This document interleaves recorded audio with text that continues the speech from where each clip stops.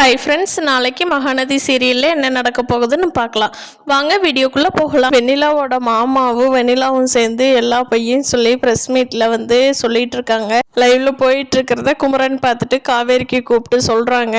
விஜய் கிட்டும் தாத்தா பாட்டிலாம் காட்டுறாங்க. இந்த பாருடா எப்படி லைவ்ல காட்டிட்டு இருக்காங்கன்னு எல்லாரும் ஃபோனில் அப்போ தான் பார்த்துட்டு இருக்காங்க.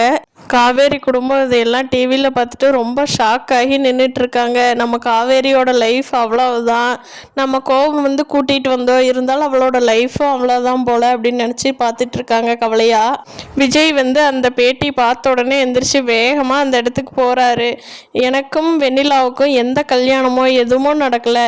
நாங்கள் லவ் பண்ணிட்டு இருந்தப்போ போட்ட மோதிரத்தை வச்சு வெண்ணிலா என்ன பிளாக்மெயில் பண்ணிட்டு இருக்கா. எனக்கு காவேரி கூட முறைப்படி கல்யாணம் ஆயிடுச்சு. என்னோட ஒய்ஃப் காவேரி தான்.